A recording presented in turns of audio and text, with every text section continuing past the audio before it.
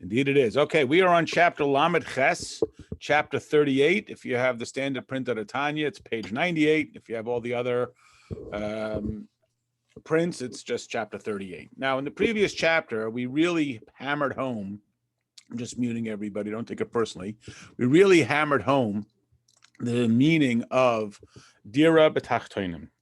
Those are two words that are familiar to everybody, I'm sure. Be smart to really embed them in our vocabulary to make this world, warts and all, it is the lowest, that is naturally least evidently godly, into a place that welcomes God. How do we welcome God? Just like you welcome in a human guest, you're surrounded by the things that are pleasant to him and you avoid the things that are unpleasant. If you're having a guest and he's allergic to peanuts, you take away the peanuts. So Hashem wants us to welcome him into this world. And this is a crucial point, which, again, everybody, I imagine, recognizes, that Hasidus constantly hammers home. It's all about transforming this physical world.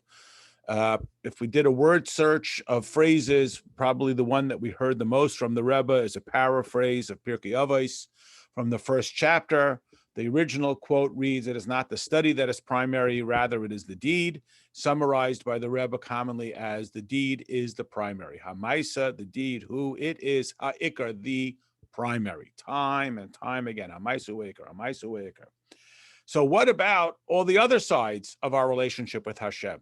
What about what we generally refer to as kavana? Now, the word kavana, which we translate alternatively as intent, as focus, and so on, its most literal meaning is the word to measure or to balance.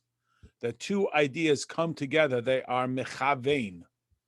And the balance that we're looking for here is between behavior, execution of activity, and the intent, the neshama of the body. So if the body is the behavior, the neshama is what we put behind the behavior.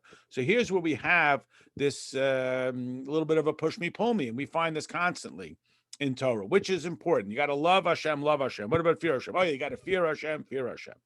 What's most important? To use our intellect, understand. What's most important? To simply do out of a sense of duty, Kabbalah soul. Oh, yeah, Kabbalah soul. Well, which one is it? Well, the answer, of course, is it's both. It's a combo deal. It's a combination of both activity and kavana. So we put so much emphasis on activity, we might lose the kavana. Perhaps not unlike a person who says, I do everything right. Well, I don't understand. I do everything right. But what about the kavana? Where is the intent? Well, how much intent do I have to have? And then there is a temptation to try to create some sort of measuring scale through which we will somehow come up with some objective numeric measurement of our kavana, which of course doesn't work because it is not a measurable, because it is something ethereal. And sometimes that feels very frustrating, like, well, who cares about it then if it's just some ethereal namby-pamby thing? Well, which one is it? Up, down, right, left? And of course, the answer is that as Hashem is infinite, and as we are a combination of the physical, our humanity, and the spiritual, that which gives us our functionality in our life, we want that same combination to be invested in our behaviors and in our mitzvah activities.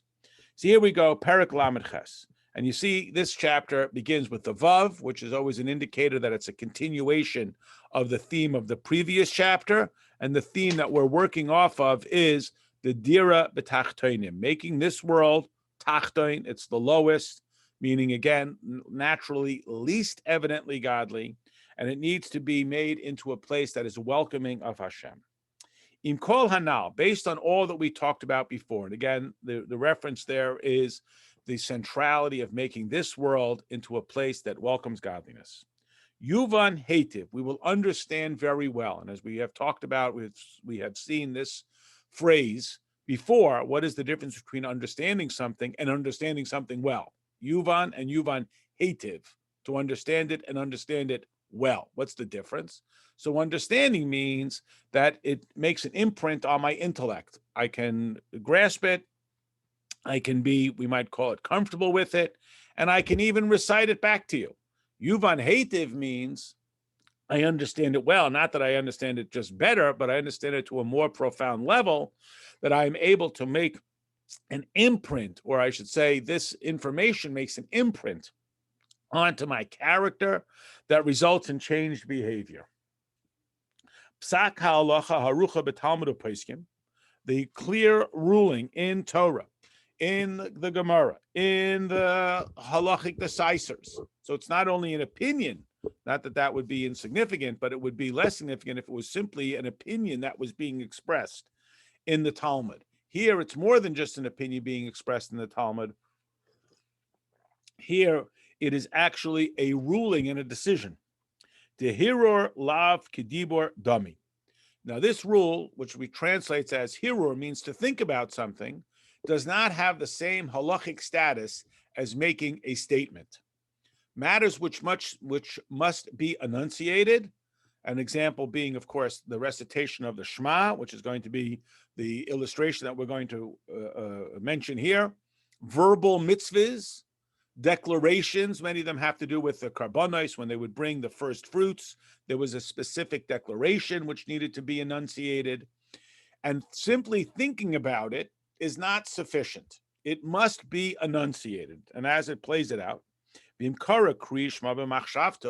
a person sits and he thinks the Shema. Now, of course, the Shema is the most central declaration of our relationship with Hashem, that God is Echad. He's not only, there's only one God, not five gods, but that God is the sole determinant of our behavior. So it's not simply a recitation of it like one might recite the Pledge of Allegiance, lahavdil, but it's about the absolute pledge of our identity and of the declaration of our character. And if I simply think it, which I could think it very profoundly, I have not fulfilled the mitzvah of the recitation of the Shema. Levad b'chol koach kavanasai, even if I think it with all of my capacity of strength, I think it so intensely. Lo yotzi yedei chavasai, I have not fulfilled my obligation. And I would be required to go and read it. So a person might read the Shema half absent-mindedly, and another person may think with great profundity about the message of the oneness of Hashem. And yet, the one who read it, even if he read it only half-heartedly, has in fact executed the mitzvah, in contrast to the one who thought it with such great intensity, who has maybe had a profound spiritual experience, yet he has not fulfilled the mitzvah. And again, as you can anticipate, why? Because he has not changed the world. And even a verbal statement, as we said, speech is, as we will say, speech is a form of action.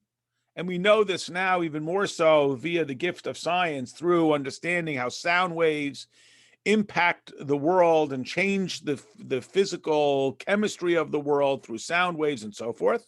And we see this here in halacha. And now just to finish out this idea, and then we'll back up with a little more depth to it. The same thing is true with Birchas Hamazon that we refer to commonly as the benching, which again is a mitzvah in the Torah. You should eat, be satisfied, and bless. So the blessing after the meal is a mitzvah in Torah. Remember, the blessings before meals, hamotzi and hagafen and so forth, are rabbinic. But brachas post-eating, Birchas Hamazon, is a Torah. D'oraisa, uv'shah brachas, other brachas d'Rabbana, which are rabbinic, like hamotzi and so on, as we said. Ubetfila, what about davening? Well, what if it's the opposite? What if I simply enunciate the words and I have no kavanah? I'm just absentmindedly saying the words. Is that considered a fulfillment of the mitzvah? And the answer is, one has in fact executed his obligation post facto, meaning it's not what we would recommend.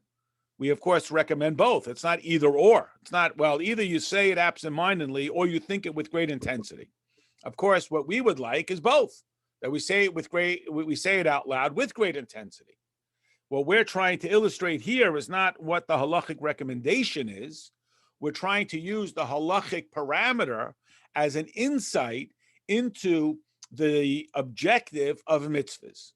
So again, it may seem incredibly obvious to us, But there may be a person who thinks or who perceives life as, what's the point of just making an empty statement? And again, that's not what we're recommending. It's not one and not the other, to the exclusion of the other. One might say, what's the point of whether I say it or I don't say it?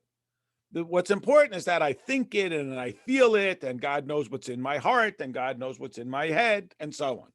And we might make the argument, there seems to be somewhat of a rational side to that argument, that the kavanah is the only thing that is significant. And thus, to illustrate the counter to that point, we utilize this halachic rule that the verbal statement, even if it's like I'm calling it sort of absent-minded, is fulfillment of the mitzvah. So what is the purpose of mitzvahs? To do the mitzvah. Yes, there's a great value. And there's so much of Hasidus talks about what is the lesson of mezuzah and what can we derive from particularly the mitzvahs that are not within our opportunity to fulfill. It's a mitzvah about the laws of the Kohen Gadol, and I'm not the Kohen Gadol, or the laws of a king, or the laws that take place in the operation of the Beis HaMikdash, and I'm not a Kohen, and I'm not going to be able to do that. And we're always looking for what is the personal takeaway and what's the lesson. What we must never forget is the purpose is to do the mitzvah, is to execute the activity, and in this manner to fulfill Hashem's will and transform the world. And again, we're not saying that we're only looking for the action and not the kavanah. We're simply using this halachic rule to illustrate the absolute indispensability of the behavior, even if a person is feeling, well, my behavior, I don't really have meaning. It doesn't really have a lot of impact on me. I'm not really emotionally behind it. And again, we are working to get there. We are working to get emotionally behind it. We are working to achieve such a level. Again, we're not saying, well, it doesn't matter. What we are saying is don't wait for that. Don't wait for the intense kavanah for you to ultimately go and do it. So when somebody might ask, well, what do you get out of putting up mezuzahs? How is Shabbos meaningful to you? I hope we have a lengthy and intense answer, but the first answer has to be, it's in the service of Hashem. It changes the world. How does it change the world? I don't know. I'm learning. I'm trying to figure it out only because, or I should say, not maybe that's overly harsh, in part because that makes me a better changer of the world through this behavior. Meaning the more I understand about how the world is changed via my mitzvah activities, the better I become at executing those activities and transforming the world. Certainly, we should not wait until we have great meaning and significance in our mitzvah actions to do the actions, because in the interim, there's an opportunity to make the world a more godly place. Now, the Alter Rebbe is going to continue along with some of the halachic parameters. And again, Tanya is not designed to be a halachic sefer. For that, the Alter Rebbe also has a Shulchan Aruch, and we have 100 other books. Rather, we are utilizing the halachic parameters to give us an insight. So here the Alter Rebbe continues, Ve'ein tzarich lachzor. And a person who read the Shema somewhat absent-mindedly would not be required to repeat the Shema. Or the Alter Rebbe doesn't make this point here, but just to illustrate it, let's use a different example. Let's use the example of making a bracha. So a person's about to have their morning coffee, and they say a shahako, but they said it sort of half distracted.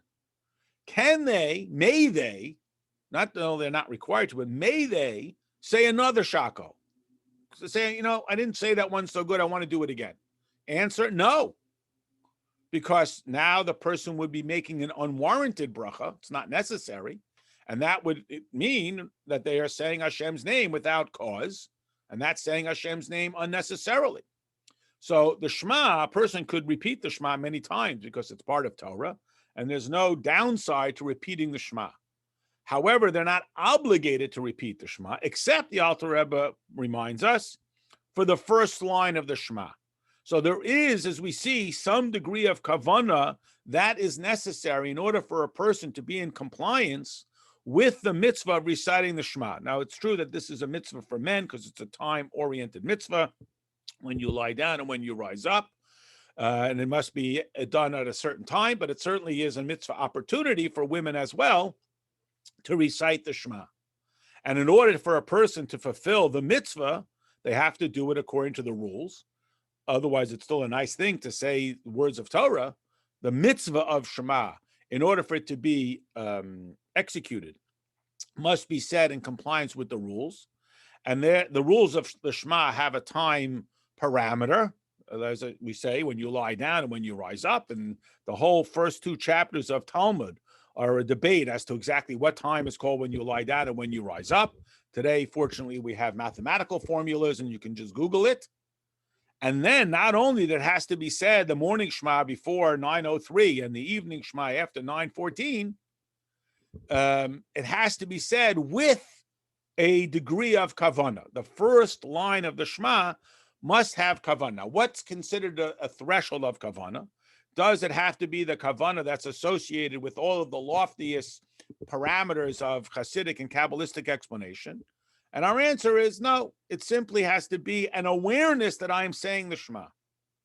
So if I am just, you're part of the analogy, like in one of these summer camp games where they just have sort of made up words and hockey, chacky, smacky, wacky, and I think that that's what I'm saying with Shema, then I have not fulfilled the mitzvah. But if I understand the general parameter that I am declaring, Hero is, or the Lord our God, the Lord is one, even if I don't understand all of the Kabbalistic implications of what it means to say God Elokeinu, and what it means to say Hashem, and what does it mean Echad, I have, in fact, executed the mitzvah of the Shema. Ubracha rishena shel tefillah shemona esrei. Kedis breish perik beis the brachas. Ad kan mitzvahs kavana, mikan ve'elech mitzvahs kriya v'chulu. And the first bracha, the opening bracha of the Amidah. Again, if a person wishes to fulfill the mitzvah, and here even more so, because they are saying Hashem's name, so we have to ask ourselves, quote, what authorization do I have to recite Hashem's name? There's got to be proper compulsion, proper justification for reciting Hashem's name. Answer: because I am saying the davening, and therefore, in order for davening to be davening, I have to have awareness. What degree of awareness do I have to have? That I am, in fact, speaking before the infinity of Hashem. Why is that? So here the Alter Rebbe explains. Behind why is it that the emphasis here? And again, this is a definitive, deliberate decision the Alter Rebbe is making. Or maybe better to say guidance that the Alter Rebbe is giving. That we are about the action. Again, not to the exclusion of the kavanah. It is, though, a counter to that position that says, what's the point unless it's really transformatively meaningful to me? Why should I be reciting all of these, I don't want to say meaningless, but these words that I'm not understanding? And the answer is because it changes the world. How do we see? So the Alter Rebbe explains. Because the neshama does not require tikkun. Now, remember, we talked about this in the previous chapter. A very, very important distinction between 2 Hebrew terms, which are similar yet markedly different. They are the word we mentioned here, tikkun, and the word aliyah. Now, basic definition. The word tikkun means to correct, to fix, which suggests that something is incomplete. Doesn't mean it's been broken, which would suggest something that had been complete and now regressed and needs to be repaired. Rather, it means to complete an item. The neshama does not need to be completed. The neshama was perfectly content, way up in Shemayim, not bothering anybody, until Hashem tapped him on the shoulder and said, okay, swear that you'll be good and not bad.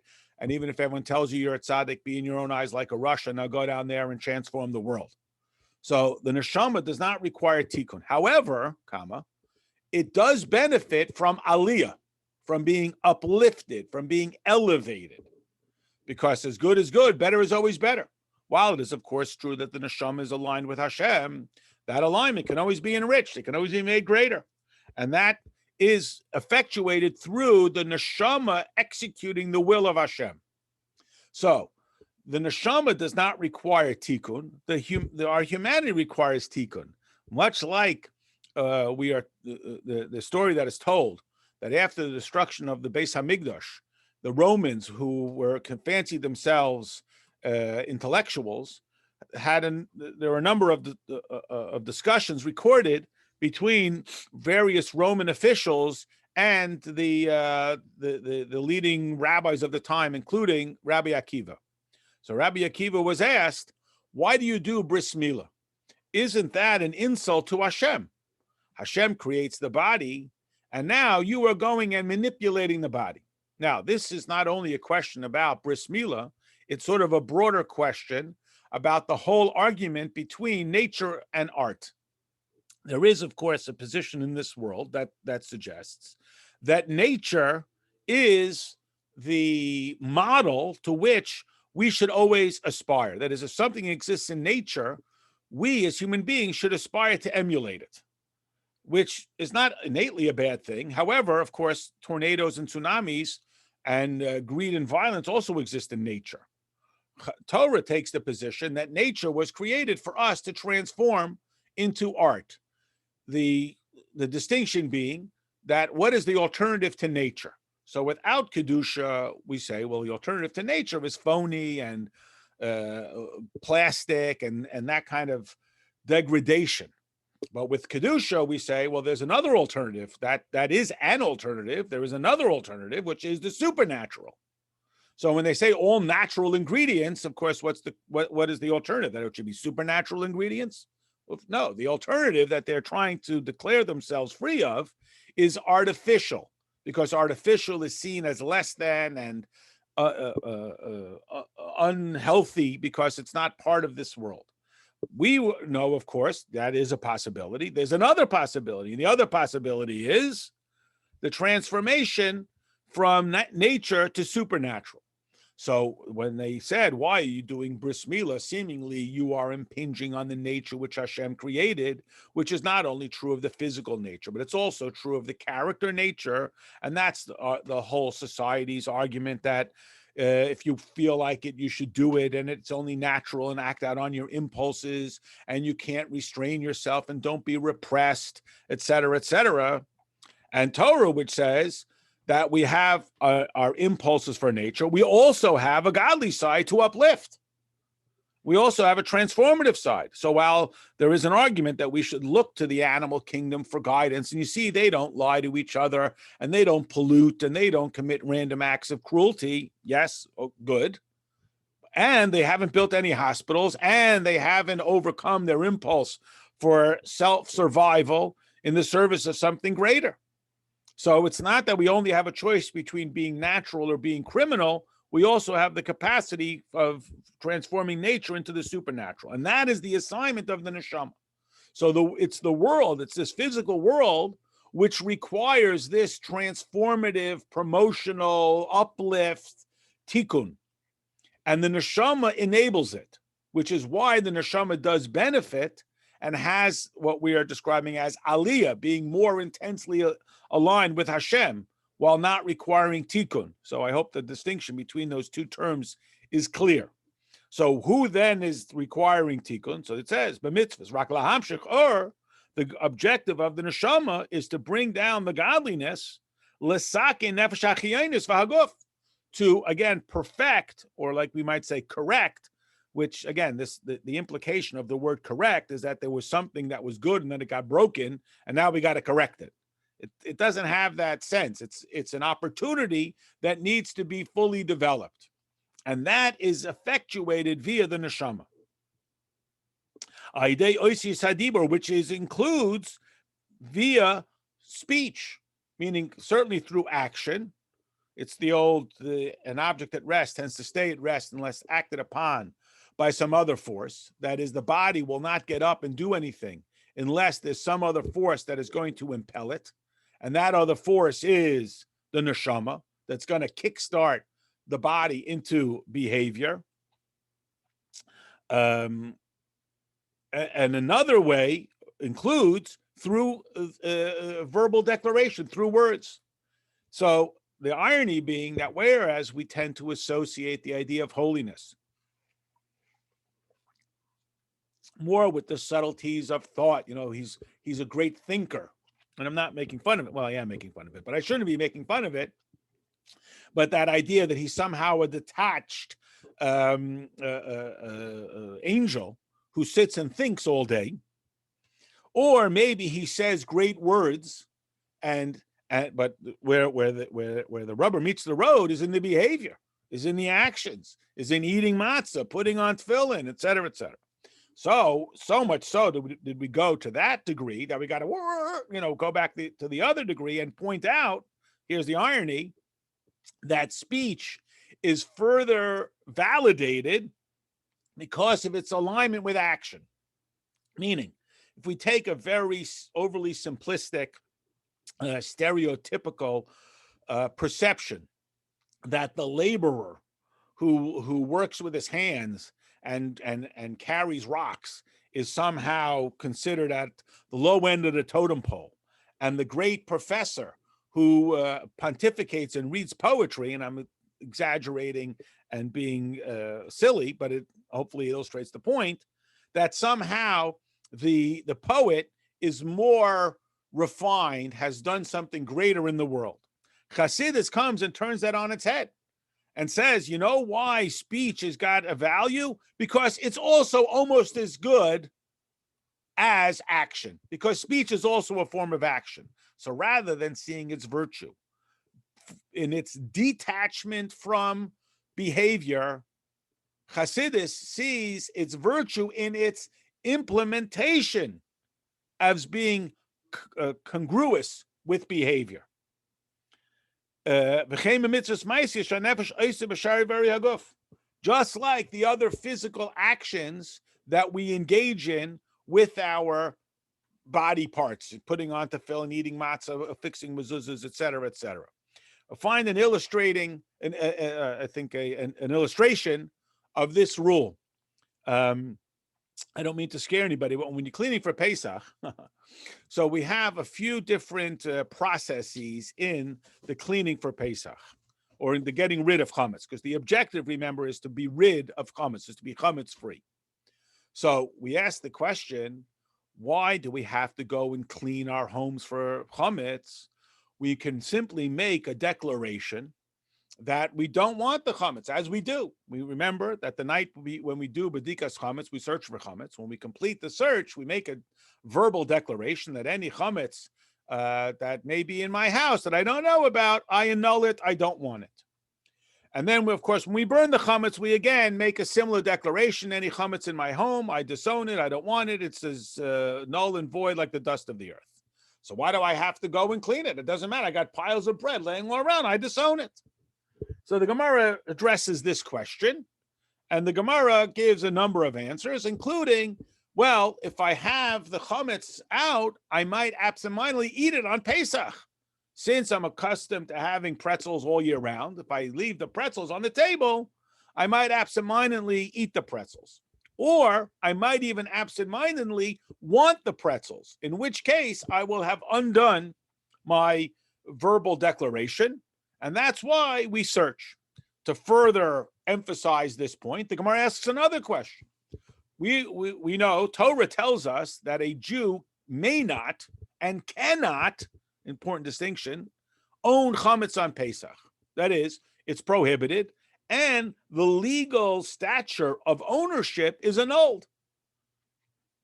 Just like a person cannot own an illegal item, they can be in possession of it, but they cannot have legal ownership of it. Similarly, a person cannot have legal ownership of chametz on Pesach. It's against the law. So why do I even have to get rid of chametz? You say you're owning chametz. I can't own chametz. So to speak, to use the analogy, the government says it can't be yours. So, for example, if a Jew, chas v'shalom, owns chametz on Pesach, and it gets stolen from him, and he goes to the police station and he reports that it was stolen, the government will not back you up. Meaning, if someone steals someone's pencil, the government says, well, we are here to protect your rights of ownership of the pencil, but not of chametz. So why do you have to do anything? It's not yours innately. So the Gemara therefore says, well, you have to show that you wish to be compliant. So then the Gemara says, so I could just think it. I could be what is called, the Talmudic term is mevatel belev. In my heart, I don't want chametz. I want to be compliant with Hashem. Why do we even have to verbalize it? And again, why do I have to go and do a search for chametz? So herein lies this point, that when I think it, I have to affirm it through verbalization, and then I have to really solidify it through the behavior. So the behavior makes the verbal and the, what we'll call the intellectual, certified or tangibilized, so that all three are congruent.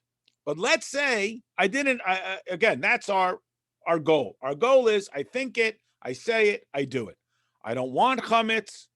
I say I don't want, and I annul any ownership, and I go and I get rid of all the chametz. So I feel it, I say it, and I do it. That's our model. That's what we do. So again, when we're always looking for, pulling out one and the other and see where the thing falls apart. What if I only get rid of all the chametz, but really I would like to have chametz? I really want a pretzel. I just don't have any pretzels.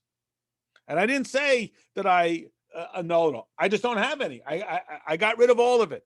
And so much so, just to use as an illustration, I don't mean to harp on the Hilchos Pesach here, but it hopefully illustrates this point.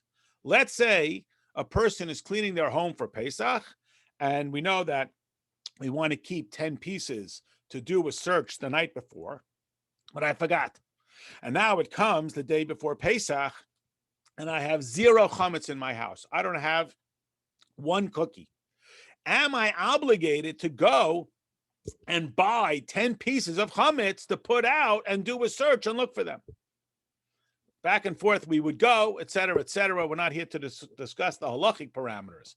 What we are here to illustrate, or use this as an illustration, that it is the action that ultimately is the execution of the mitzvah.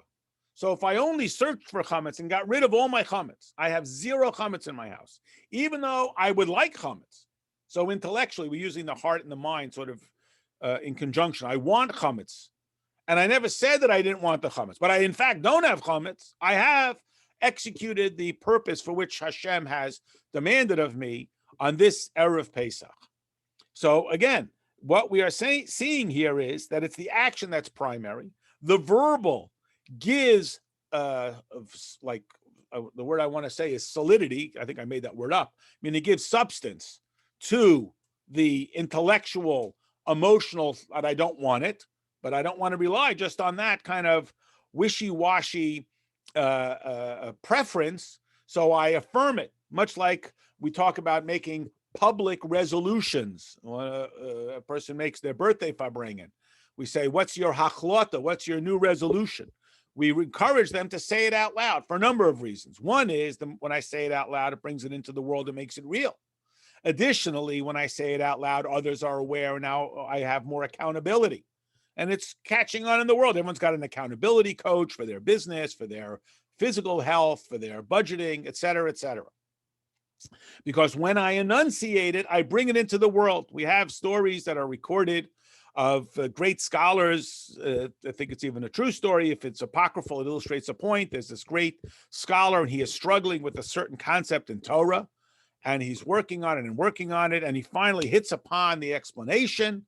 And he's very, very gratified that he has come up with the answer. Later that day, he's walking through the study hall, and he's listening in on the different yeshiva students and their discussions. And he overhears 2 students studying together, and they happen upon the same issue that he had been dealing with, the same exact issue. So he's very curious. They've come upon it. I wonder what they're going to come up with. And in one instant, they come up with his answer. So he was a little bit sort of disappointed. Here, he's supposed to be the Rosh Yeshiva and the head and the scholar and so on. And he came up with this question. And it took him so much effort to struggle until he finally was able to come upon the answer. And these 2 students came up with the same question. And in a minute, they came up with the same answer. So he felt somewhat sort of disappointed, whatever the word would be. So he went to his mashpia, wherever it was, and he said, no, you don't understand. This idea was not in the world. You struggled and struggled and struggled. Now you brought it into the world. You brought it into the world through your enunciation. Now it became available to other people. Again, I'm not here to analyze the biophysics of it and so on. It illustrates this point. There is such an issue or such a concept even in the secular world. Nobody could break the 4-minute mile until Roger Bannister broke the 4-minute mile. Now, a bunch of people break the 4-minute mile. So you could say, yeah, a lot of people are working on it, and they all happen upon it at the same time. Or there is this sort of metaphysical concept that they were able to achieve, or once one person was able to achieve, he sort of brought it into this world, and therefore the whole world was able to seize this opportunity. Again, the idea being that through behavior we transform the world, and that behavior includes the physical enunciation,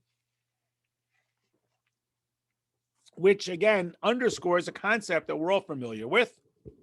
And in contrast to the library, where the rule is absolute silence and everyone should be quiet, and in much modern teaching mechanism where they tell children to read with their eyes and not with their lips, do not say the words, do not enunciate the words, just read with your eyes. In the Torah style, it's exactly the opposite. If you walk into the yeshiva, there's a lot of noise going on, and everybody is encouraged to daven, not only encouraged, it's required to daven by saying the words, not just to read them with your eyes, because that's a somewhat detached analysis, rather to physically enunciate every word and say it. And again, not to say it out loud that it disturbs the person seated next to you. We've probably all had that guy, it's like quiet already. But to actually enunciate the words. So which one is a better pedagogic method is not beyond the scope of our discussion.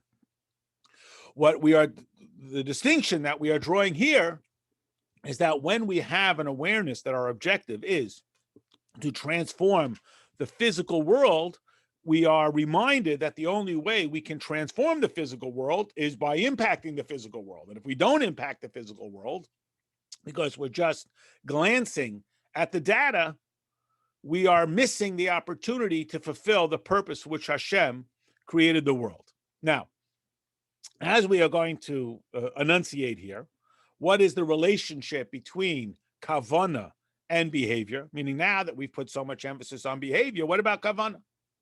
And again, there is two schools of thought which the Alter Rebbe is going to marry together. One is it's all about the kavanah, and that's sort of going off into the forest idea. And the other is enough of you and your namby-pamby kavanah, just do what you're supposed to do. And of course, as you can imagine, the Alter Rebbe is going to say that the two mix together. Now, not only, black, white, gray, thesis, antithesis, synthesis, not only is the Alter Rebbe finding what we might think of as a compromise, but the reason why the Alter Rebbe can come down on this perspective of blending the enunciation with the intent is thematic to the whole message of Tanya that we spoke about a lot in the last chapter, about the intertwining between the physical and the spiritual. Just a quick reminder, I'm sorry for repeating myself, you can say that again. We talked about it in the previous chapter. Why is it that Hashem created the world so that the spiritual and the physical are constantly running into each other? Why couldn't it be that we would allocate certain areas for the godly and certain other areas for the physical? Shabbos, Shachris, Farbrengen for the godly, and Sunday and work and grocery shopping for the animal soul. Why can't we separate out the two? That sort of classic illustration that at home I'm Yankel, and when I go to work, I'm Joe. Why do we have to say that the two have to be mixed together? And the Chassidus explains this isn't just some sort of nuisance where the two constantly have competing agendas. This is in fact deliberate, and the objective is that they shouldn't be in even parallel tracks, and they don't have to be in conflict. The physical and the spiritual are not innately, or maybe that's the wrong way of saying it, they are not ultimately in violation of one another. They appear that way. They appear that they don't get along, and yet they, in their essence, can get along. They can be made into not only tolerant of each other, they can be made into a perfect partnership. So whereas the world often says, Rabbi, this is the real world, or, shut up and pray, and you do your holy things in holy places and leave me alone, and don't bring your holiness down here into the real world. The whole message of Chassidus is that the two are not separated. And that's not only true in the sort of harshest form of clash between Gashmius and Ruchnius, and saying, well, in business, you have to cheat. You have to cheat. That's what business is. Then you go home and you do mincha. We don't say that. We know that. Here, the Alter Rebbe is going to take this unification into the mitzvah itself, which seems somewhat ironic. So mitzvahs are a unification themselves of Gashmius and Ruchnius, of body and soul. So here we go. Nevertheless, Afal Pikain Amru Tefila Usha Bracha B'loy Kavana, even though we just came down so intently on the absolute centrality of the behavior, and the Kavana is okay, but not crucial. So like the Alter Rebbe often does, so it's all about the guf, right? It's all about the behavior, right? It's all about executing the mitzvah action. Right, wrong. Okay, now let's go to the kavana side. Now let's turn our attention to the flip side. Now let's turn our attention to the kavana. So we said that davening done without kavana, or any mitzvah, not just davening, but we're talking about verbal mitzvahs done without kavana is a mitzvah, but it's like a body without a soul. It's like a body without a soul. What does that mean?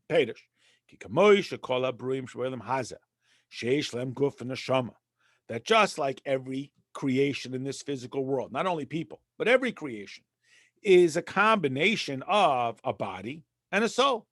Shehem, which are nefesh kol chai, the life of all existence. That's a quote from a pasuk to illustrate that it's not just the Alter Rebbe's assertion, but this is, in fact, recorded in Torah. V'ruach kol basar, and here's another example. Ruach, the spirit of all flesh, ish. The neshama kol asher ruach chayim ba'apav mikol balei chayim. So again, the Alter Rebbe gives you here a few different quotes to illustrate that there is godliness in everything, in every item. So every item is both the physical and the spiritual. So the tree is made from bark and wood and limbs and roots and photosynthesis, and its godliness that is giving it its existence, and the animal and the rock, and of course the person. That is Hashem as kulam tomid, and Hashem is giving existence to this item constantly. At every moment, this item is being enlivened by Hashem. And it is creating them from nothing to something constantly. Through the light and the life force that is impacting them. Shagam haguf hachumri, that even this physical item, vafilu avonim va'ofar hadoimim mamish, even rocks and dirt, which are completely inanimate, they show no signs of life. They don't even grow like a tree or a weed. Yesh ba'or v'chayis mimenu yisparach, still is being sustained exclusively by the infinity of Hashem. Otherwise, it would retreat to its natural state of being. The natural state of existence is non-existence. It's a chiddush, it is an innovation, it is a pushback against the status quo that Hashem created the world. That was a revolutionary transformation. And in order for that revolutionary transformation to continue, it must be nourished and sustained by God's direct energy. Absent that, it regresses back to its nature. This is a core point which we have talked about before. There's many different examples. If I'm thinking about something, I'm thinking about it, it exists. I stop thinking about it, it's gone. Because it has no natural existence. Its existence is a chiddush, It is innovated. I created it. And as long as I continue to sustain it, as long as I continue to nourish it, it continues to exist. I stop nourishing it, I stop sustaining it, gone. באור וחי שמשפיע בהם, שגם הגוף החומר, אפילו יש באור וחי שלא יחזור יצא כשוי. ואף על פי כן, nevertheless, אין ערך בדמין כלל, בבחינס אור וחייס המאיר בגוף, לגבי בבחינס אור וחייס המאיר בנשמה, שהיא נפש כל חי. Now, here the Alter Rebbe makes a fascinating point. Based on this awareness that even the rock and the stone and the dirt, has godliness, so what's the difference between a rock and a person? In fact, I mean, to take it to the most extreme and to illustrate the most profound or character of this is the argument of the environmentalist. Why is a person more important than a tree? Why is a person more important than a chicken? Now, our answer is, yes, the chicken has godliness, and they both have innate godliness. The godliness is more evident and more focused on the person. Not that we should disregard the tree and not that we should disregard the chicken. And yet, the godliness is more profound in one than in the other. So here the Alter Rebbe sort of addresses this innate characteristic. That is, every creation has the infinity of Hashem, which is why when we engage with the physical item, we are able to elevate and we would say release or redeem, maybe even better, the innate and infinite godliness that is contained within it. That is the role of human beings. That is to be the caretakers of the world.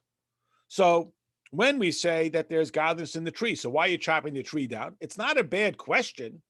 There is an answer. We chop the tree down to make desks for people to study Torah, to thus become more sensitized to the mission for which they are created, which includes the proper caring of and reverence for all of creation. So there is a value in that, right? Why are you slaughtering the chicken?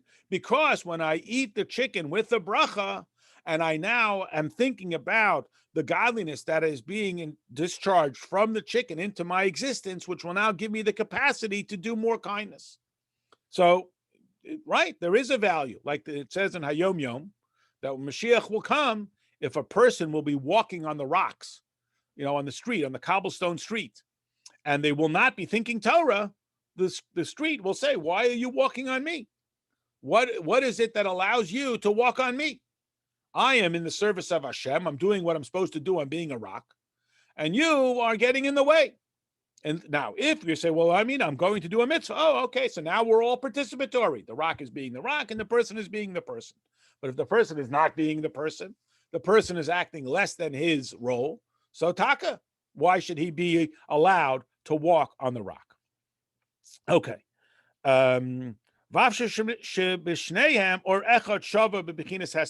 Even though, again, the rock, the person, the tree, all of existence comes from the very essence and infinity of Hashem, and as such, they all have that opportunity to have that level of godliness be released, and that's the role of the Jewish people, to release the godliness within all of creation. And to remember that there is that innate godliness. And how is that released? Through the physical impact on the world. Okay, I know it's a little early, but I think this is a good break point. I don't want to, well, maybe, let's do a little bit more. Go for it. Okay.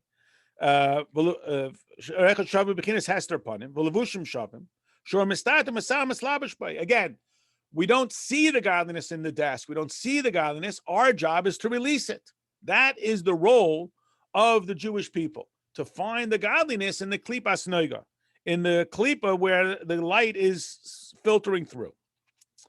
Both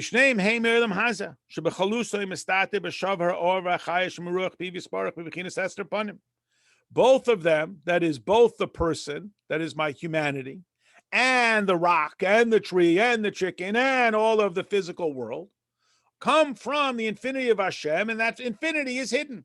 So when I bespeak my godliness, it bespeaks his godliness. The Alter Rebbe will have said earlier that when Daniel is thrown into the lion's den, why don't the lions attack him? Because he doesn't act like a lion. He acts like godliness. They perceive his godliness. Now, we're not recommending we go into lions' dens, the concept being that when each stage conducts itself in its character, then the other stages become contributory towards its stage, elevating itself and promoting it and transforming it. The Biyaridas hamadregas b'shtalshlus oilimus b'madrega lemadrega b'tzumim rabim v'tzumim achin eslavish v'klipas nega lachiyes close olim hazeh churmi. The Hainu called varmum mitorim v'tahirim shaboilim hazeh. That again, that Hashem compresses himself into this physical world, into a tzimtzum that is waiting for the human being to come and release it. That is our opportunity. That is our capacity. And again, that's what it means when we say that something is mutter. You recall from earlier in Tanya that the word mutter, although we translate it as permitted, most literally means eligible, released. We can discover its godliness. Is there godliness in pork? Of course. But a Jew cannot discover the godliness in pork, or he can't discover it through eating it, or milk and meat, which he can't even benefit from. There's even godliness in Haman, like we talk about on Purim, that there is a objective to reach a level where we cannot distinguish between wicked Haman and blessed Mordechai. Why would we make that an objective? Isn't that the opposite of our whole purpose? Answer, because even Haman is a servant of Hashem. You have to be drunk, and again, I'm not being silly. I'm not talking about drunk from liquor. You have to be elevated to such a lofty spiritual level, which is available to us only on Purim, to see that there's godliness there. The rest of the year, it's only the permitted matters. But what happens? And again, the difference between the two levels of klipa, the klipa that allows the light to funnel through, which is all permitted things, and the klipa where you can't even imagine that there's godliness in there, but it's in there. It's buried deeply. It's very deeply. But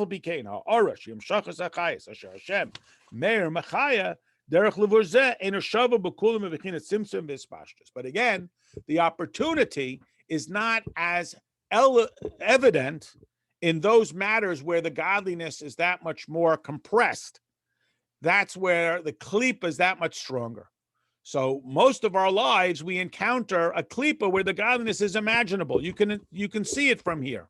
And our opportunity, which is only executed through when we meet that item on its own terms, that is within the physical, to release that godliness and thus to redeem it and reassociate it with the infinity of Hashem. All right, we'll stop here. Continue next week. Have a good week, everybody. Toodle-o. Thank you. Bye-bye. Thank you. Thank you. Well, look, people.